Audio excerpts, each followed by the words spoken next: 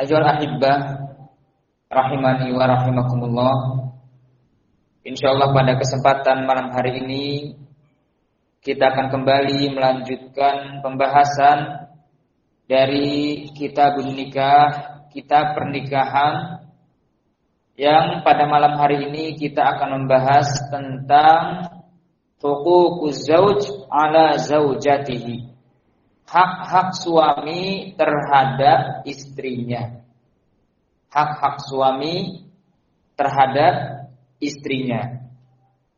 Ketika kita katakan hak-hak suami terhadap istri, berarti kewajiban-kewajiban istri. Maka hendaknya para ummahat yang tergabung dalam siaran langsung online ini, yang via Google Meet ataupun Telegram, betul-betul menyimak dengan baik, karena ini adalah kewajiban-kewajiban antunna terhadap suami-suami kalian. Yang pertama, di antara hak-hak suami atau kewajiban istri, hifdzu sirrihi, menjaga rahasianya, wa adamu ifsyaihi li ahad, dan tidak menyebarkannya kepada seorang pun. Nah, menjaga rahasia suami dan tidak menyebarkan kepada seorang pun. Di dalam rumah tangga ada privasi, ada perkara-perkara yang tidak layak untuk diketahui oleh orang lain, sekalipun itu dengan orang tua, apalagi dengan yang lain. Suami itu pakaian bagi istri, demikian istri juga pakaian bagi suami. Apa gunanya pakaian?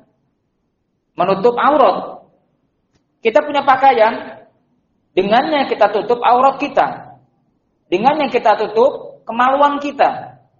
Maka demikianlah suami istri, masing-masing sebagai pakaian terhadap yang lainnya. Oleh karena itu tidak sepantasnya seorang istri menyebarkan aib-aib kekurangan suaminya, pun sebaliknya seorang suami menyebarkan aib-aib istrinya. Kata Allah, hunna libasul lakum, mereka para wanita pakaian bagi kalian. Wa antum, dan kalian libasul lahun, pakaian bagi mereka para istri. Saling menutup, saling menjaga rahasia. Nah, dan hal ini Allah Subhanahu wa taala nyatakan sebagai ciri wanita yang sholihah. Dalam surat An-Nisa ayat 34 Allah taala berfirman, "Fasolihat", oleh karena itu wanita yang sholihah adalah qanitatun, yang taat kepada Allah, wa hafizatun lil ghaib, dan menjaga dirinya atas suami ketika tidak adanya, ketika tidak hadir. Bima hafizallah, sebagaimana yang telah Allah jaga. Jangan sampai seorang istri ketika tidak ada suami, dia menyebarkan kekurangan suaminya, apalagi dia berbuat hal-hal yang membuat murka suami tanpa kehadirannya. Memasukkan orang lain ke dalam rumah tanpa izin suami, apalagi dimasukin laki-laki. Hati-hati ketika suaminya kerja lembur, berangkat malam, pulang pagi, kesempatan gak ada yang tahu. Takillah, Allah maha melihat, Allah maha mengetahui apa yang dilakukan oleh hamba-hambanya. Hendaknya seorang istri menjaga ketika suami tidak ada, menjaga kehormatan dirinya dan menjaga kehormatan suaminya. hifdzu sirrihi, menjaga rahasia. Rahasia maknanya adalah sesuatu yang tidak ingin diketahui oleh orang lain. Entah itu berupa aib pribadinya atau karakter dan sifatnya ataupun aib keluarga. Tidak boleh istri curhat dengan wanita lain, dengan ummahat lain tentang suami, kata suami saya begini dan begini dan begitu. Menceritakan tentang di hubungan biologisnya, menceritakan kekurangan suaminya, menceritakan aib-aib suaminya. Hati-hati, dosa besar. Termasuk ghibah. Dzikruka akhaka bima yakrah, menyebutkan apa-apa yang ada pada orang lain, pada saudaramu, apa yang dia tidak sukai. Apalagi ini suami. Apalagi ini suami. Disebutkan aib-aib suami. Nah, dosa-dosanya suami, kekurangannya suami. Tidak sepantasnya demikian seorang istri. Demikian seorang suami pun tidak pantas menyebarkan keburukan istrinya di hadapan orang lain. Nah,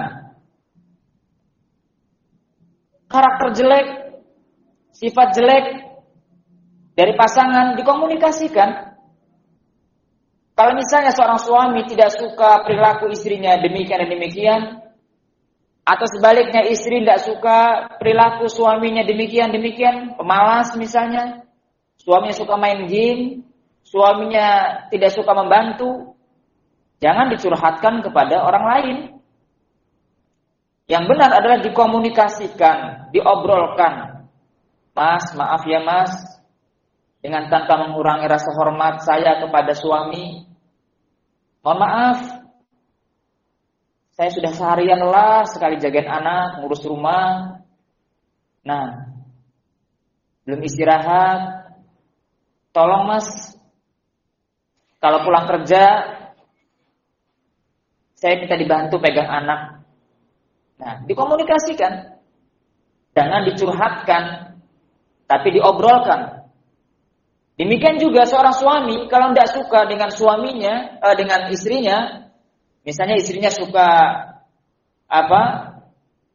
belanja Shopee misalnya, nggak suka suaminya nggak suka, diobrolkan.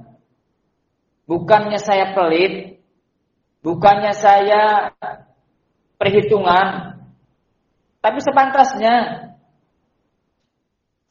belilah sesuatu yang memang betul-betul dibutuhkan. Belilah sesuatu yang memang bermanfaat. Jangan hanya menuruti keinginan, mentang-mentang ada uang. Semua diklikin, di-check outin. Akhirnya berdatangan COD lagi. Jangan dicurhatkan kepada orang lain. Istri saya suka begini, suka begitu. Jangan. Komunikasikan. Makanya sepantasnya suami istri itu komunikasinya jalan. Sering ngobrol. Suami istri itu harus sering ngobrol. Itu kunci keharmonisan rumah tangga. Kunci kebahagiaan rumah tangga itu suami istri suka ngobrol. Ngobrolin yang bermanfaat. Ngobrolin kekurangan masing-masing. Ngobrolin masa depan. Jangan ngobrolin kekurangan orang. Ngobrolin rumah tangga kita sendiri. Kira-kira gimana ya anak-anak kita begini-begini. Masalah gantian, ngemerojahin. Masalah ini dan itu diobrolin. Masalah kekurangan masing-masing diobrolin. Itu kunci keharmonisan rumah tangga. Oh enggak Ustaz, saya udah berumah tangga 10 tahun, jarang ngobrol, seperlunya aja. Antum gak tahu isi hatinya, ngebatin. Tahu ngebatin? Mendem. Mau ngomong, memang suaminya pendiam, suaminya mudah marah, mudah sensitif. Jadi ya udahlah, daripada ribut, daripada ini saya ngikutin suami aja. Padahal hatinya ngebatin, pengen curhat. Nah, jangan sampai karena ngebatin tadi, akhirnya istri curhatnya kepada orang lain, kepada temannya. Ujung-ujungnya salah paham. Ujung-ujungnya suami nggak suka, akhirnya tersebar. Nah, maka sebelum itu terjadi, seringlah ngobrol suami istri. Ngobrol. Antum senang ngobrol dengan sesama teman, sesama rekan kerja, berjam-jam. Kenapa sama istri sendiri kok malas ngobrol?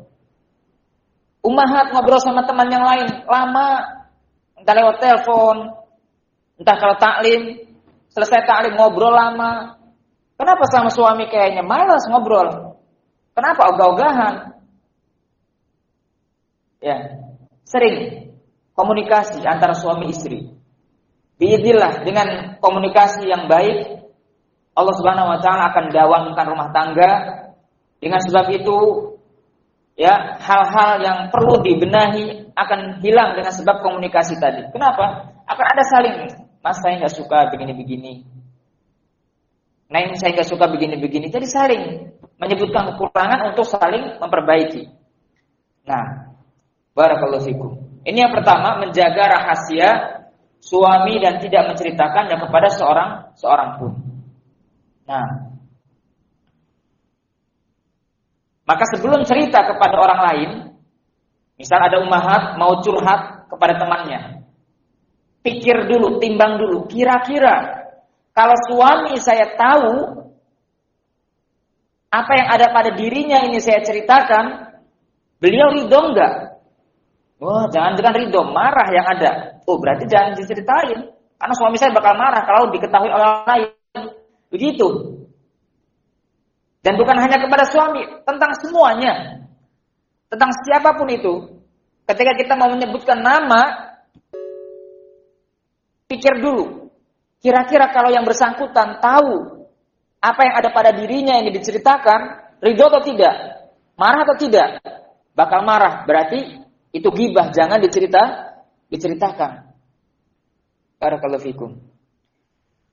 Kemudian yang kedua, kewajiban istri atau hak suami, wujubu ta'atihi fil ma'ruf.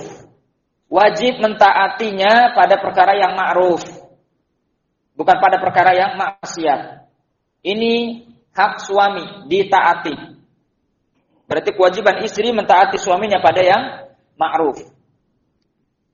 Istri itu adalah yang dipimpin dan suami itu adalah pemimpin. Apapun yang diminta oleh pemimpin, selama bukan pada perkara maksiat, jangan banyak tanya lah. Tidak usah banyak tanya, tidak usah banyak protes. Suaminya suka bubur, minta bubur, bikinin bubur. Besok ngomong bubur lagi, bikinin bubur. Besoknya minta bubur, bikin bubur. Nggak usah komplain, Mas nggak bosan. Udah, berarti kalau dia minta nggak bosan. Nanti juga bosan, mah ganti masakan yang lain, kan gitu. Nah, suami itu nggak suka. Ya, suami nggak suka kalau ketika mengatakan sesuatu, masak ini ya, masak yang ini aja sih, itu nggak suka suami. Suaminya lagi pengen makan pindang misalnya, nih masak pindang ya, masak sop aja sih mas. Saya pengennya makan pindang, sop kan sehat. Ayo ujung-ujungnya berantem, ya, ujung-ujungnya ribut. Maka turuti aja apa kata suami. Suaminya minta itu, besok minta itu lagi, kasih lagi, udah turutin aja. Nah, barakallahu fikum.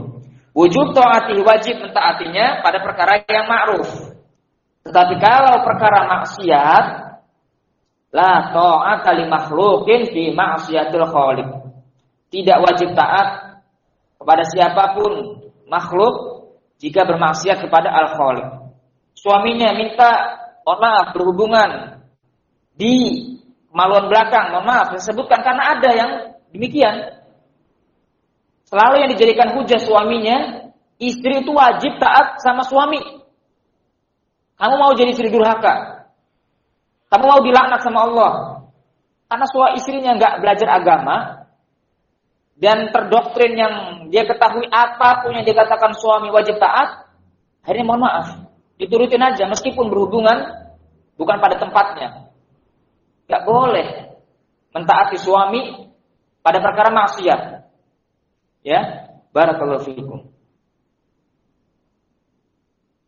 Nah, atau suami meminta untuk membatalkan puasa saat puasa sedang puasa Ramadan, saat istri sedang puasa Ramadan misalnya.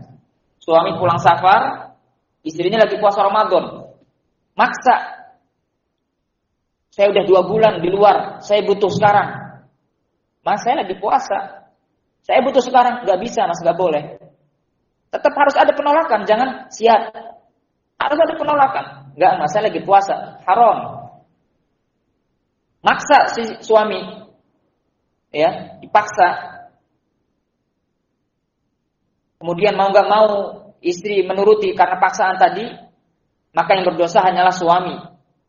Dan puasanya istri tetap sah, lanjutkan puasanya sekalipun telah terjadi hubungan badan. Kenapa? Dipaksa. Karena dipaksa. Yang berdosa, yang membayar fidyah adalah suami. Istri sama sekali tidak berdosa, puasanya sah dan lanjutkan. Tetapi tetap di awal harus ada penolakan. Maaf mas, saya sedang puasa, nggak boleh. Ya, karena ini maksiat, nggak boleh.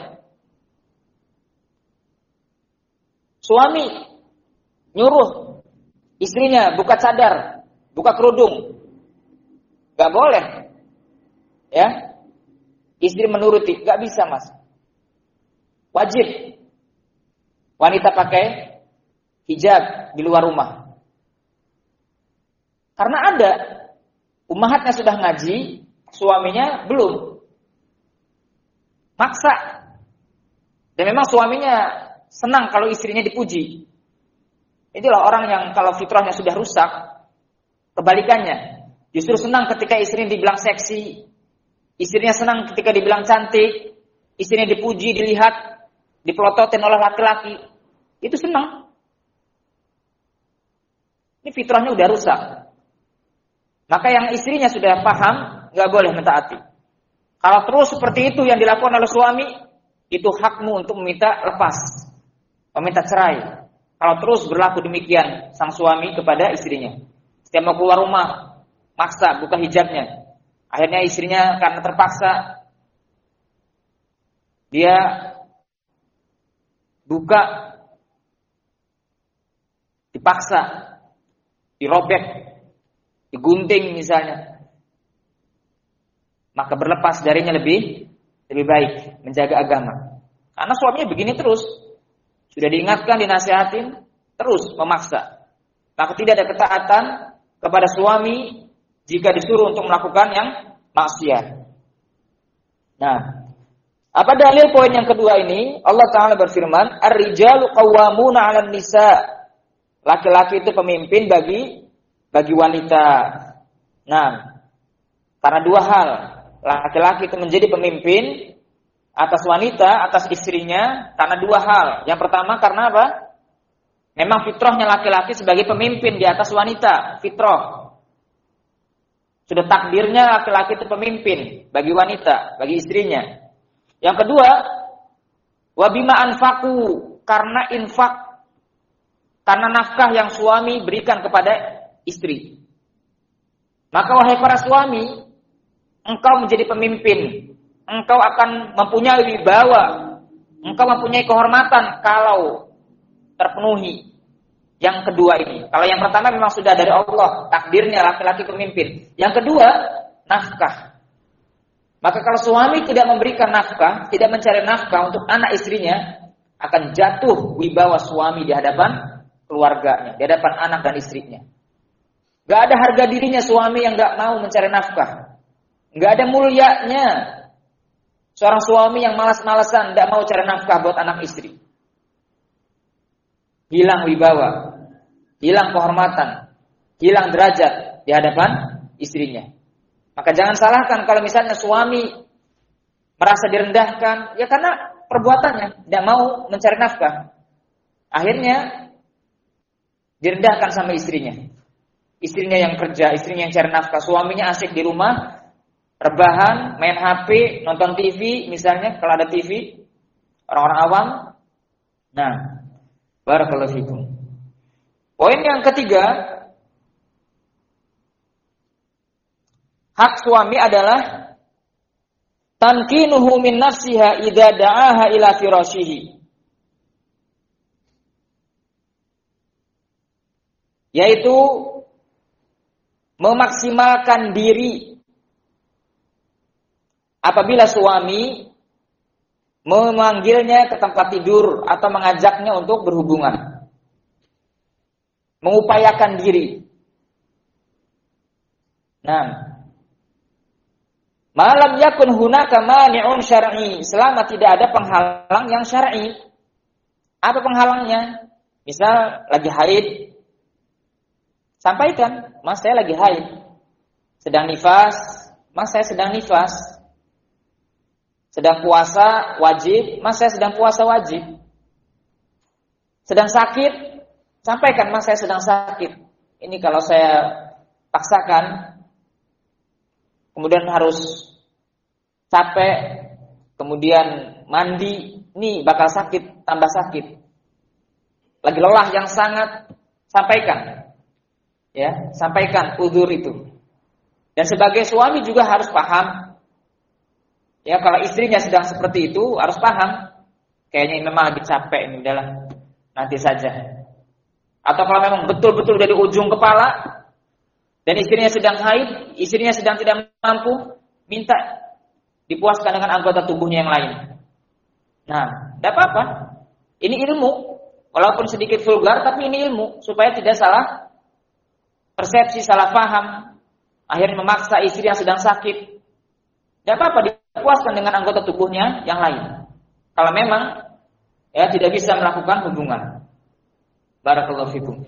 Tetapi kalau tidak ada udzur syar'i, hanya karena malas, maka termasuk dosa besar. Termasuk dosa besar dan termasuk kedurhakaan istri terhadap suaminya. Manakala suaminya meminta hubungan tapi ditolaknya padahal tanpa udzur yang syar'i. Termasuk al-kabair, termasuk dosa besar. Rasulullah sallallahu alaihi wasallam bersabda, "Idza da'a ar-rajulu imra'atahu ila firasyih." Apabila seorang suami mengajak istrinya ke tempat tidur, yakni untuk berhubungan, fa'adat antaji'a, lalu istrinya menolak untuk datang, menolak untuk berhubungan, fabata ghadban 'alaiha, lalu suaminya tidur dalam keadaan marah, dongkol, jengkel karena istrinya tidak mau melayani. La'nat hal malaikatu hatta tusbiha. Malaikat melaknat istri tersebut sampai pagi hari. Nah, sampai pagi hari, bayangin. Di malam hari dilaknat sama malaikat, didoain dengan laknat. Karena tidak mau memenuhi ajakan suaminya di tempat tidur.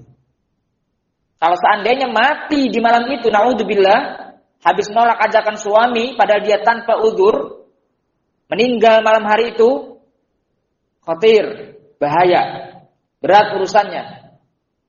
Dalam keadaan sedang melakukan dosa besar. Ya. Maka para suami, para istri, kalau memang suaminya meminta, ya, dan engkau tidak ada penghalang, tidak ada udzur, tunaikan. Itu ibadah bagimu juga.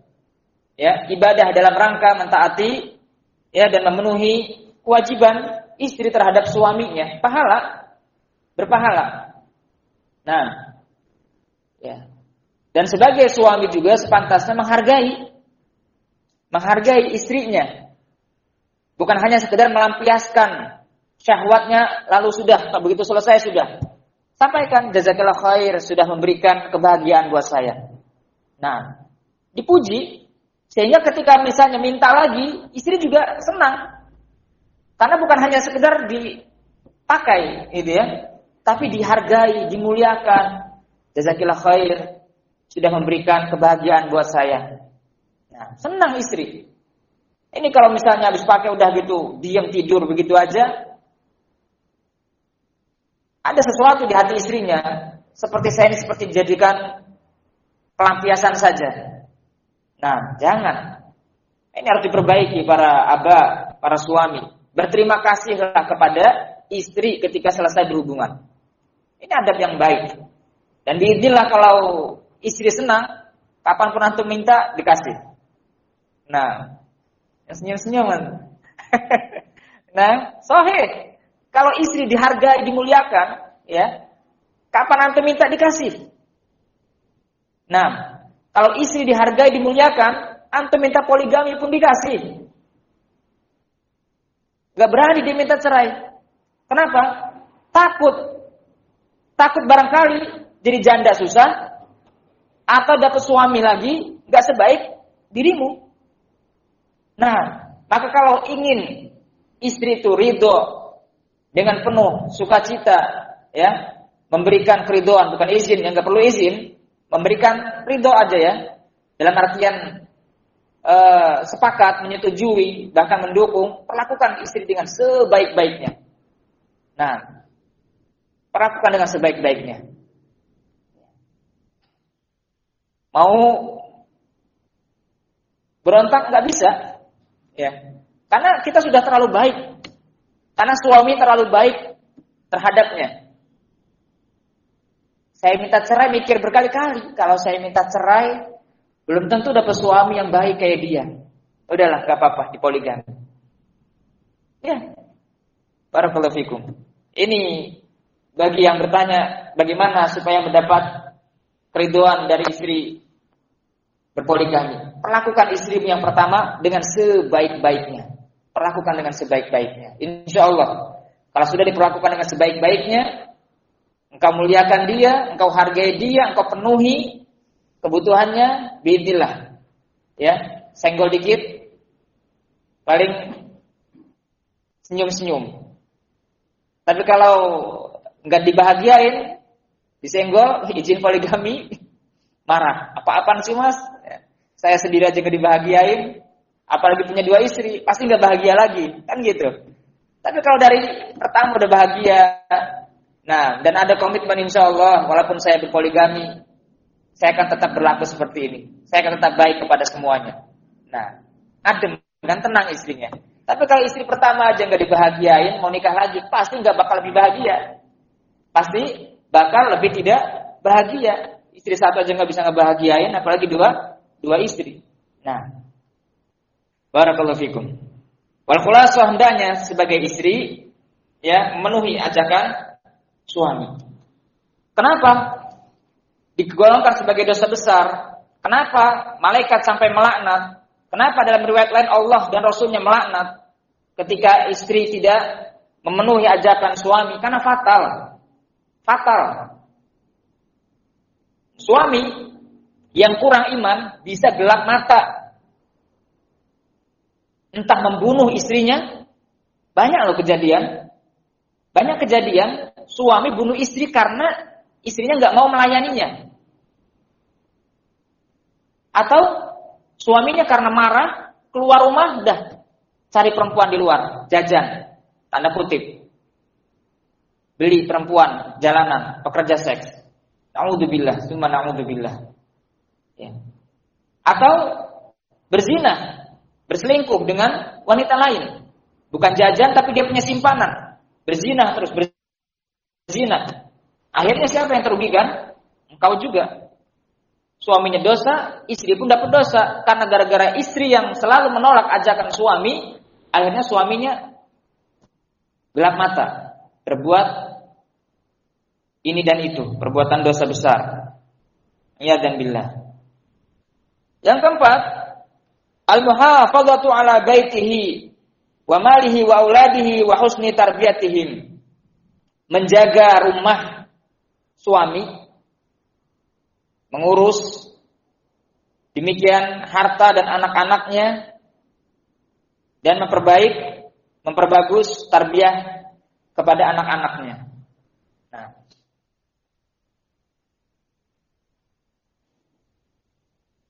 ketika seorang istri atau seorang ibu dia bersungguh-sungguh menjaga apa yang suaminya miliki, berupa rumah, berupa harta, berupa anak, maka suami akan berterima kasih kepada istri, akan menghargai istri, karena sebab perjuangan istri tadi mengajari anak-anaknya.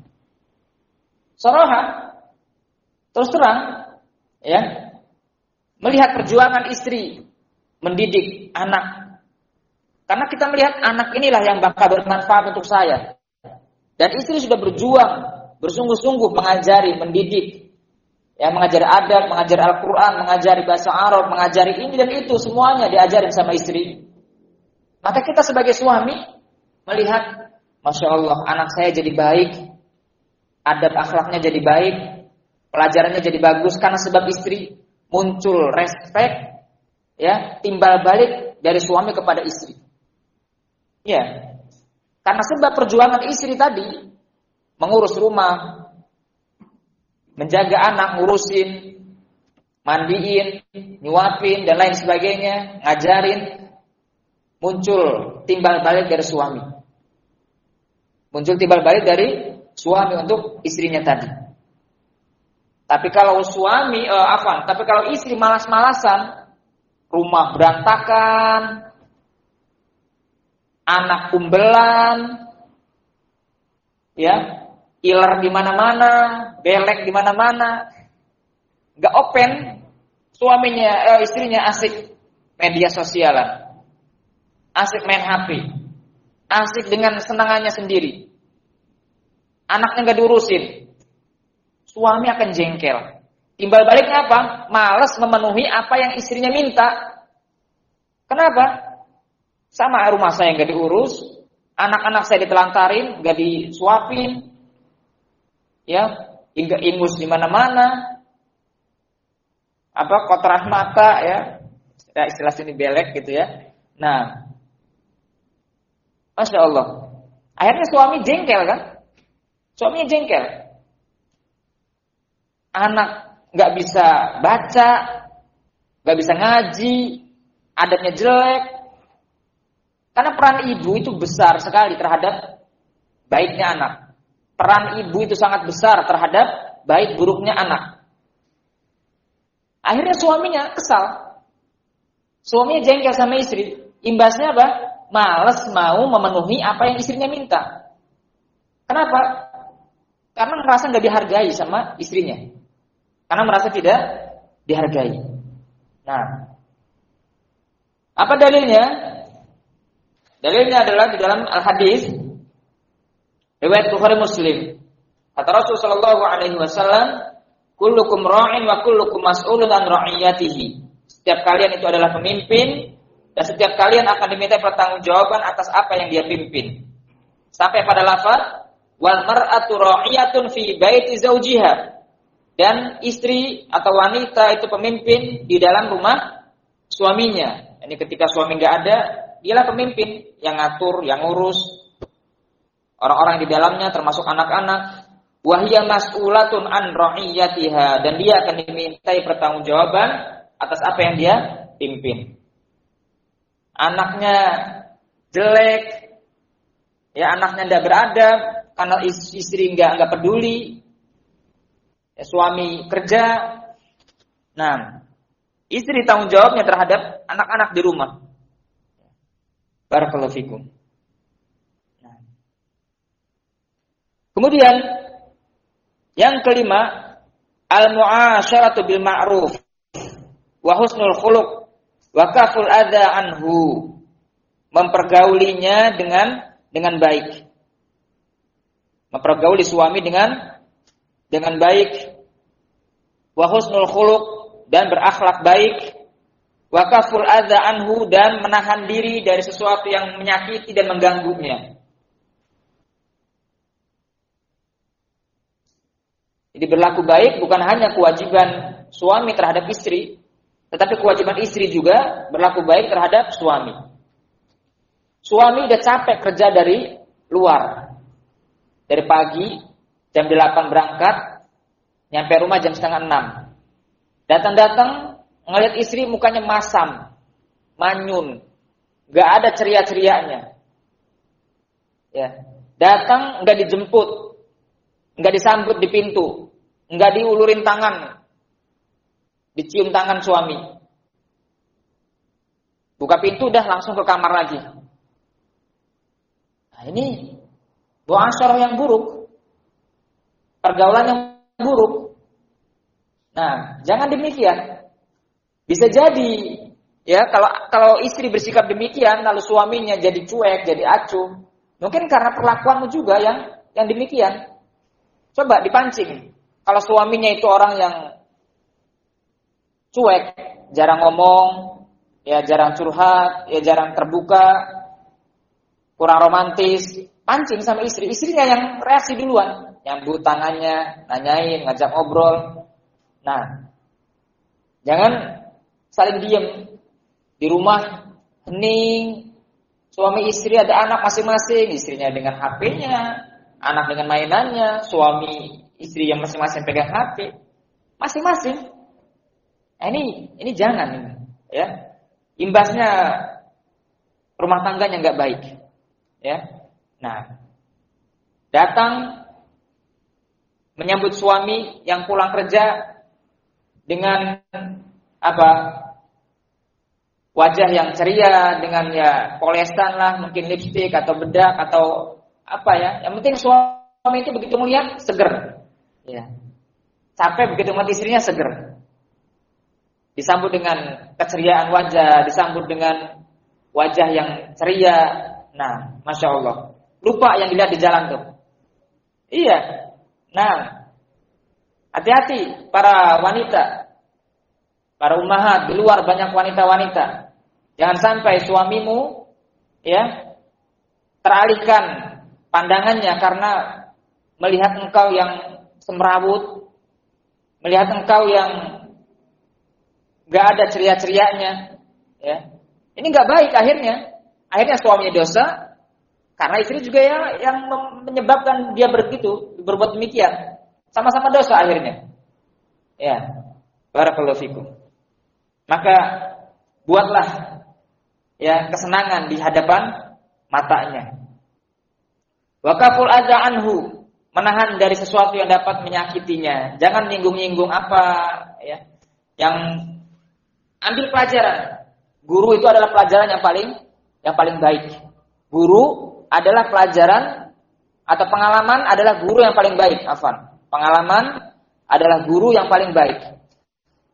Pengalaman apa yang membuat suami itu nggak suka, jangan diulang kembali. Pernah misalnya keceplosan ngomong, suaminya langsung reaksi nggak suka. Stop, jangan diulangi lagi di kemudian hari. Ambil pengalaman itu. Suami saya nggak suka kalau saya ngomong ini. Misal, mohon maaf, suaminya awam, dulunya sama-sama belum kena sunnah misalnya. Suaminya punya kekasih, ya. Suaminya kan sudah taubat, sudah kena sunnah, sudah taubat, sudah memperbaiki diri. Istrinya nyinggung-nyinggung yang dulu, nanya-nanya. Mas, kamu dulu punya pacar kan? Ngapain aja sama pacarmu? Marah suaminya, ini dosa saya, ini aib saya. Saya sudah taubat. Jangan singgung-singgung ini lagi.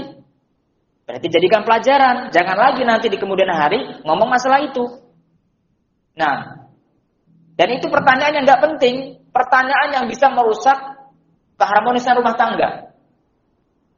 Karena suaminya polos, akhirnya cerita. Iya dulu saya pernah jalan bareng, pernah ini, pernah itu, liburan bareng. Akhirnya persangkaan istrinya langsung, berarti liburan bareng berdua ke sana ngapain aja? Akhirnya marah kepada suaminya. Makanya kata Allah, la tas'alu an asya'a in tubdalakum tasukum.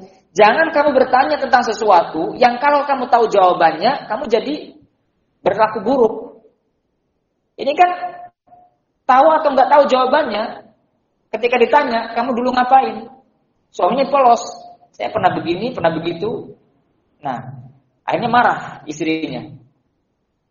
Kalau jawabannya bakal membuat marah, ngapain ditanya? Maka jangan bertanya tentang sesuatu yang begitu tahu jawabannya, engkau jadi rungsing sendiri, jadi marah sendiri.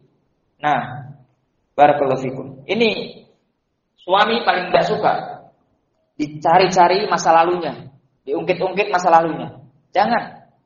Ya. Nah, apa yang sudah Allah tutupi, stop, jangan diungkit, jangan ditanya-tanya. Demikian sebaliknya, suami pun jangan bertanya, dulu kamu sebelum menikah sama saya pernah pacaran tidak? Pernah. Ngapain aja? Stop, jangan. Ini membuka celah syaitan. Membuka celah syaitan. Akhirnya juga yang tadinya dia sudah kubur, jadi teringat dengan fulanah. Yang tadinya dia sudah tutup, yang dia hanya membuka hati kepada istri, karena disebut namanya, jadi teringat masa lalunya. Akhirnya kangen, rindu. Hubungilah, chatting, telepon. Siapa yang buka peluang duluan? Gara-gara istrinya nanya-nanya, udah dikubur, diingetin lagi. Akhirnya inget, betulan. Nah, jangan, ya. Barakallahu fiik. Ini termasuk sesuatu yang bisa menyakiti suami. Nah, diungkit masa lalunya. Ya, demikian istri juga nggak suka diungkit masa lalunya. Maka jangan saling mengungkit-ungkit, mencari-cari tahu masalah yang sudah dikubur. Jangan. Rasulullah Shallallahu Alaihi Wasallam bersabda, "La tu'dhi imra'atun zaujaha." Janganlah seorang istri menyakiti suaminya di dunia. Illa qalas zaujatuhu minal huril 'ain, karena manakala seorang istri menyakiti suaminya di dunia, berkatalah huril 'ain, bidadari yang akan Allah pasangkan untuk suaminya tadi, berkata, la tu'dhi, jangan sakiti dia. Ya, qatalakillah, semoga Allah memerangimu. Didoain sama bidadari, yang manakala istri menyakiti suaminya didoain sama bidadari, qatalakillah, semoga Allah memerangimu. Fa inna ma huwa dakhilun yushik ayyufariqaka ilaina. Karena sesungguhnya suamimu hanya tamu yang hampir-hampir dia akan memisahkanmu untuk kembali kepada kami, kata para bidadari. Hadis rawahu Ahmad, disahihkan oleh Syekh Al-Albani rahimahullah. Nah, maka sepantasnya ya sebagai suami istri ya harus saling berlaku baik, ya. Berlaku baik. Engkau membantu tugas istri itu bukan suatu yang hina. Engkau mencuci piring, engkau nyuci baju, engkau menyapu, ya rahmatullah. Engkau ngepel, engkau ngurus anak, membantu istri, itu bukan yang hina.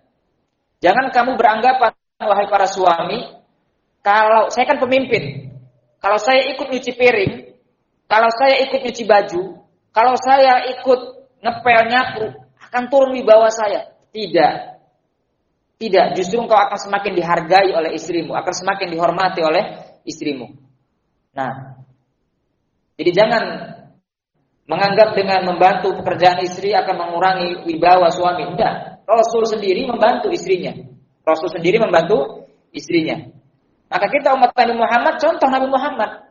Makanya Nabi Muhammad sangat anggap sekali oleh para istrinya, dimuliakan oleh istrinya. Kenapa? Nabi Muhammad, Masya Allah. Ya.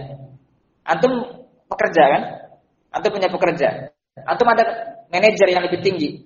Bagaimana perasaan antum ketika manajernya ngebantu urusan antum?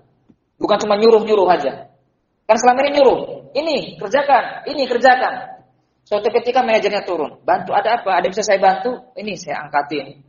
Apa yang akan antum ucapkan dalam hati? Masya Allah, manajer saya baik sekali. Itulah yang akan diucapkan oleh istrimu. Manakala engkau sebagai suami, sebagai pemimpin, ikut membantu urusan rumah. Semakin dihargai oleh istri. Masya Allah, suami saya terbaik. Suami idaman. Nah, barakallahu fikum. Wallahu ta'ala a'lam bisawab. Sawab.